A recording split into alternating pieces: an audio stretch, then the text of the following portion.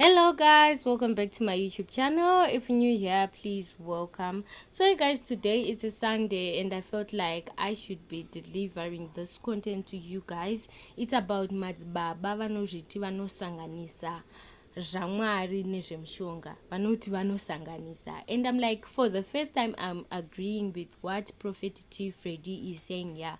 Akuna munhu anonzi anosanganisa. Like, guys, tereresai munzwe, hakuna munhu anonzi anosanganisa. It's either you're of light or you're of darkness. Hakuna in between. Hakuna. It's Satan or God. So you choose between the two. Saka iwe kana uchituri kusanganisa zvamwari nezvasatan, you're obviously doing zvasatan, because zvamwari, light will never meet with darkness. So I want you guys to hear, to listen to this prophecy akaitwa na Prophet Freddy, and I'm like, God, we are living in a very evil world. Tukurarama mune nyika yakaomarara yakashatisisa. Before I talk much, I want you guys to listen first. Muri Madzibaba. Ha? Wongu ndiri Madzibaba. Madzibaba. Muri sei Madzibaba? Ndinofara munhu wamwari. Ndinonyanyanakizwa hangu nana Madzibaba pavanomhoresa munhu vanenge style kavo. Kati maswera sei Madzibaba? Hati taswera maswera ndi. Taswera Madzimai. I love it. But imi muri kuzviti Madzibaba sei? Asi munoshandira? Wongu ndinoshandira munhu wamwari. Mushonga indi kana mushandira? Ndinchizama kuda kuti zviite munhu wamwari. Ndida kutoti zviite munhu wamwari.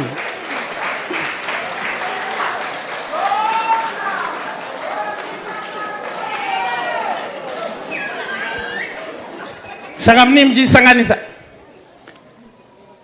Wongu ndiye ndichisanganisa munhu wamwari. Mushandira nwenyu musanganisa muti tumushonga tumutauro tuchi?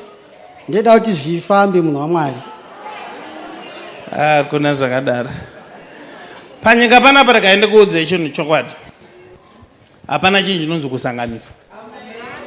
Mwari akasika zvinhu zviri tutu. A male and a female.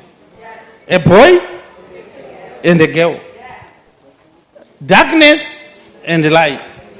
Day and night.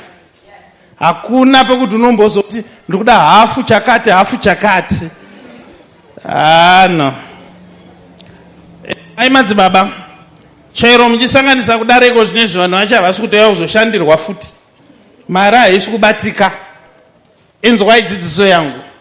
Ndoda kuti muende munochinja, mufokasane naMwari. Kana makatumwa naMwari ngoitai zvaMwari. Mazvinzwa here Madzibaba? Ndazvinzwa munhu wamwari. Yes. Varore maoko vanzwa. Ndai munogara pasi ndatopedza. Sanganisa. Ipapa makatogara panapa kutoona Mwari kuti vanoshandira kupi ndiende. Kune vanotoda kusanganisirwa.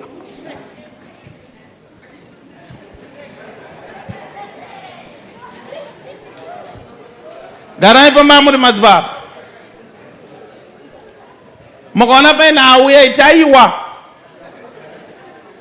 Munoziva kuti sei izvozvizvi tichiramba kuti kana munhu achipa testimony tingoti ngofokasana nezvaitwa naMwari. Chimwe chinhu chichatiuraya takarivara semaZimbabweans, kuda kubatsirwa, kuda kushandirwa, kuda kuitirwa.